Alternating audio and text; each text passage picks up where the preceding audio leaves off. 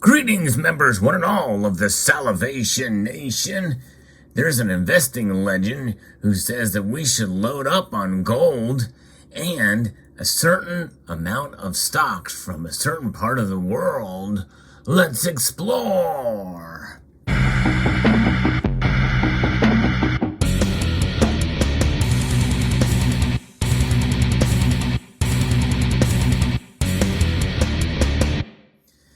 Mark Mobius is an investing legend. I've actually never heard of him, but I know there's a lot of those people who do make recommendations for investments and strategies and the like, so perhaps you have. I'm going to be referencing an article here from, of all places, Business Insider from Australia, that says that Mark Mobius is saying we should load up on gold, but other stocks as well from a particular part of the world that is actually some people see as a threat, especially to Australia. Mark Mobius touted gold and Chinese equities, as well as other Asian stocks, as good investments during the current market uncertainty. Famed investor Mark Mobius suggested adding Chinese and emerging market stocks to the list of traditional safe havens. That is interesting, unusual advice. But there are safe havens for investors looking to find more stable investment as Russia's spiraling conflict with Ukraine adds uncertainty to financial markets.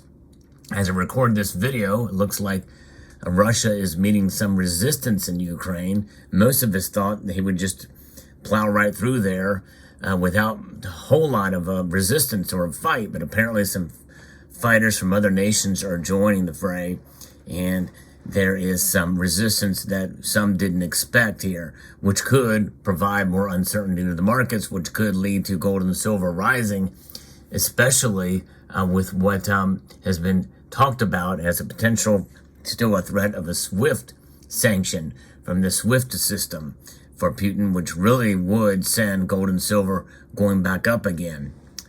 As you know, Vladimir Putin launched a full-scale attack on Ukraine last Thursday, a move that made equity markets sell off across the board.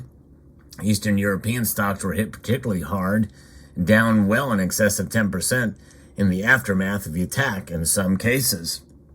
In times of intense uncertainty like Russia's invasion, the reaction in markets is to pile into safe haven assets at the expense of those that carry higher risk. Mobius said investments in China are particularly safe compared to those in the Western nations that have imposed sanctions on Russia.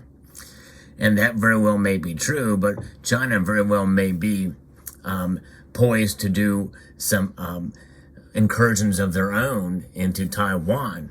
There has been reports of more jets flying over their territory while this is all happening. China will probably be in a fairly good position given the fact that they are not exposed to the situation in Europe so much, Mark Mobius said in an interview with Bloomberg. I think China is going to be a safe haven because they're going to continue to produce. They'll continue to grow, adding that the economy is expected to cut interest rates. And now from a sage investment standpoint, that very well may be true.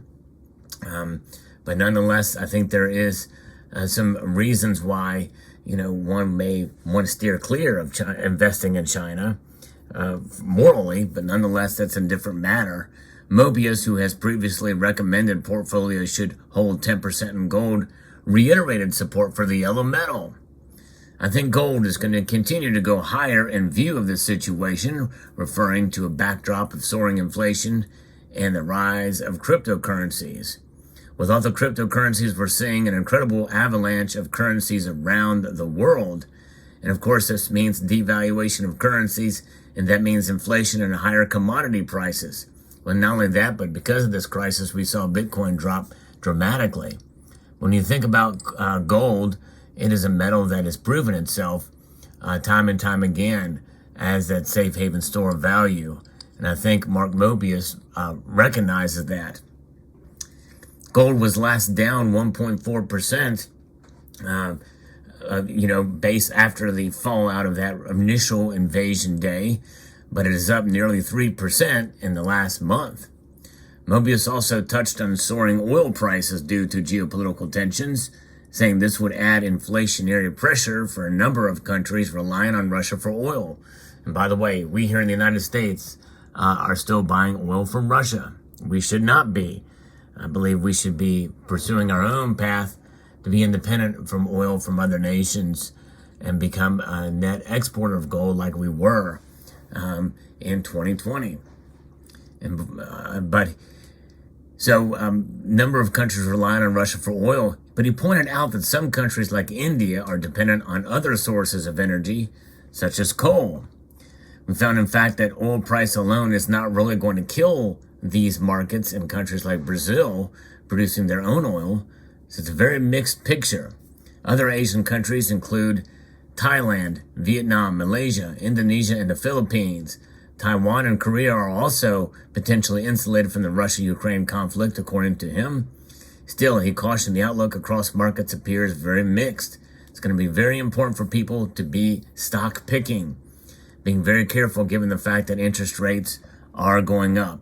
And that is going to definitely squash some of the potential, I think, or some of these people who do invest in the markets, which is why gold is always a good thing. And as we get closer to the Fed's decision in March, we very well could see the prices for gold go up and maybe even go up significantly. But nonetheless, gold doesn't have an agenda. It doesn't respond to sanctions. It is what it is. And this is why Russia has been adding it to its stockpiles, and I've documented that on this channel for quite some time. But it's not surprising. I think it's a good thing that even though he suggests going into Chinese stocks as an investor, Mark Mobius, who is the founder of Mobius Capital Partners, is saying to look into gold as well too. He's bullish on gold as a portfolio. And in fact, I think that's wise advice. 10% is usually a good number for your portfolio to be in gold. Now, there's those of us probably in the stacking community who's have a lot more exposure because we kind of see what's coming and potentially could be coming, and so we find ourselves accumulating a little more than 10%. But I think for the conservative investor out there, it may not be a bad idea to consider hedging in your investments strategies, and that's what gold does. Gold serves as a way to protect yourself from economic instability, and Mark Mobius knows that and understands that, and so this is why he's suggesting, and he's not alone. There's others out there as well too. In fact, some of it may surprise you, and who would recommend you hold a little bit of gold in your portfolio. And it's a wise thing. Gold has stood the test of time, and central banks understand this, investors understand this, and investors understand it as a hedge. And I think that is maybe part of the threat of gold as well too. And I think that if you are invested in cryptocurrencies like Bitcoin, and you see the wild move that it has made over the last several years, it has done very well in terms of its price performance. But in times of economic stress, not so much.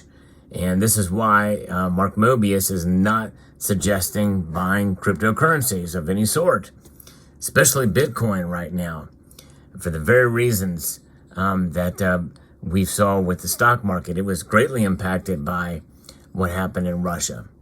So there's something to take into account and consider here. And but what are your thoughts about these Chinese stocks, investing in Chinese stocks? You think that's wise, considering that they're kind of next on the list with Russia, with they have their eyes on Taiwan, and of course that's a whole nother situation that is up for debate, because Taiwan is not an actual recognized nation. It has some autonomy, but it is largely some people feel that it is a part of China. So there is some mixed feelings there. So I'm curious to see what you guys think about that situation, as well as where we are headed with gold price.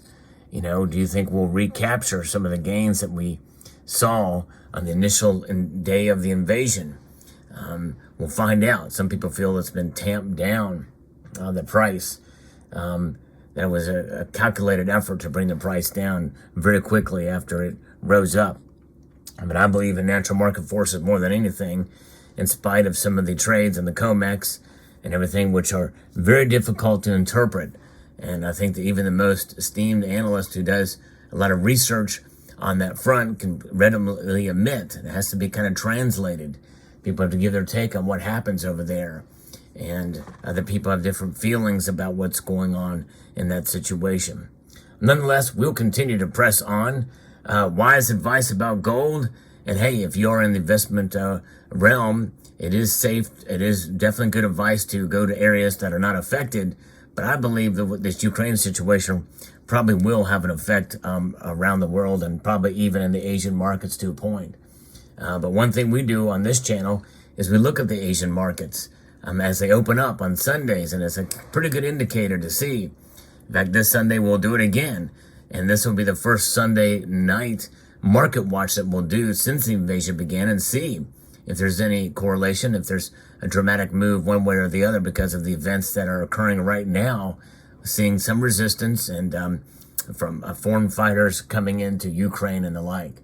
We'll see how it all plays out. Nonetheless, interesting times we live in.